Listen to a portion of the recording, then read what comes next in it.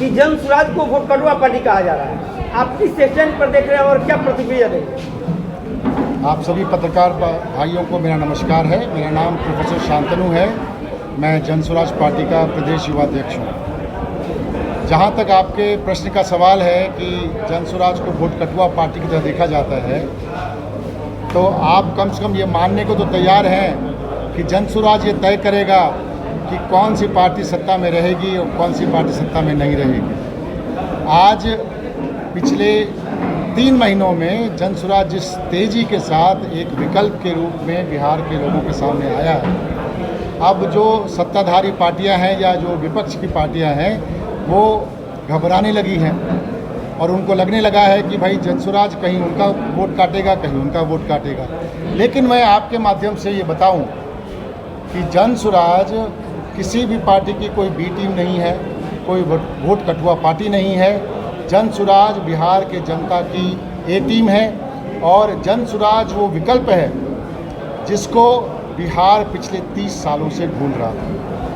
कब तक सुशासन लागू युवाओं पर लाठीबाज रहे थे जी, आज चुनाव आते ही युवा आयोग बना नहीं, कहीं बिहार के युवाओं पर नमक धरने से काम नहीं है। देखिए आपके सवालों में ही आपका जवाब है। पिछले 20 सालों से उनको युवाओं की याद नहीं आई।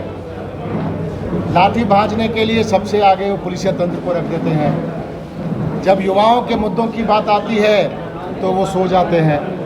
अब जब चुनाव पास आ गया है तो युवाओं को फिर से अगले 5 साल का झांसा देने के लिए उन्होंने इस आयोग का गठन किया है। बिहार की जनता और बिहार का युवक इस झांसे में आने वाला नहीं है। आप बिहार के सभी जिलों में जा रहे हैं, युवाओं को संबोधित कर रहे हैं, युवाओं के भाव से क्या लग रहा है? देखिए, बिहार में जो भी वर्ग एक विकल्प को ढूंढ रहा है उसमें सबसे बड़ा वर्ग युवाओं का है, क्योंकि सबसे ज़्यादा मार युवाओं के जीवन और उनके भविष्य पे पड़ रहा है। ना तो आपके यहाँ शिक्षा की व्यवस्था ठीक हो पाई, ना ही आपने यहाँ पर रोज़गार के ऐसे साधन सुविधा उपलब्ध कराए हैं। आपने बिहार को मज़दूरों की फैक्ट्री बना के छोड़ दिया है। हमारे प्रधानमंत्री यहाँ आते हैं और यहाँ से श्रमिक परिवारों के लिए उनकी सुविधा के लिए ट्रेन की घोषणा तो करते हैं, लेकिन बिहार में फैक्ट्री की घोषणा अभी तक उनसे नहीं हुई है। सबसे बड़ा मुद्दा बिहार का पलायन का है और हमारी युवा पीढ़ी पलायन कर रही है। ट्रेनों में जानवरों की तरह भरकर जा रहे हैं। इसको रोकने का क्या प्रबंध हो सकता है? देखिए, पलायन को रोकने का सबसे जो मुख्य बिंदु है वो है यहाँ पर रोज़गार की व्यवस्था करना और अच्छी शिक्षा। शिक्षा का सीधा सीधा संबंध है रोज़गार और उसकी संभावनाओं से। अगर आप युवकों को अच्छी शिक्षा देंगे तो उनके अंदर स्वरोजगार करने की क्षमता और बढ़ती है। जब आपको पलायन रोकना है तो यहाँ पर आप कम से कम छोटी पूंजियों की व्यवस्था करें, यहाँ के बैंकिंग सिस्टम को ठीक करके वहाँ से कम ब्याज में लोन की सुविधा मुहैया कराएं, तो जो मजबूरी में 10 से 15 हज़ार रुपये कमाने के लिए युवा बाहर जा रहा है वो यहाँ पर रुकेगा, यहाँ अपने रोज़गार की व्यवस्था करेगा। तो मुझे लगता है कि आपको शिक्षा और रोज़गार दोनों की व्यवस्था यहाँ पे करनी पड़ेगी अगर आपको पलायन रोकना है।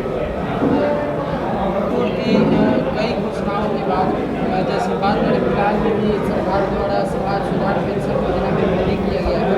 जो प्रशांत किशोर बार हर मंच से कहा करते थे कि अगर हमारी सरकार आती है तो ये पेंशन 2000 रुपया कर दी जाएगी और कई वर्षों से जो है 400 रुपये पर ही सरकार जो है इसको चला रही थी, लेकिन फिलहाल चुनाव नज़दीक आते ही आनंद फानन में इसको 1000 रुपया 1100 रुपया किया गया। तो क्या ये प्रशांत किशोर की सोच से डरकर सरकार ने किया या सरकार की कोई नई योजना?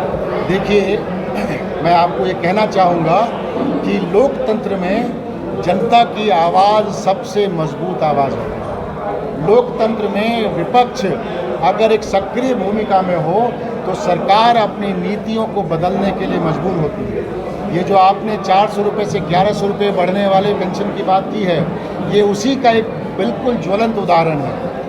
आप बताइए कि किस समाज में 400 रुपये वृद्धावस्था पेंशन उचित है?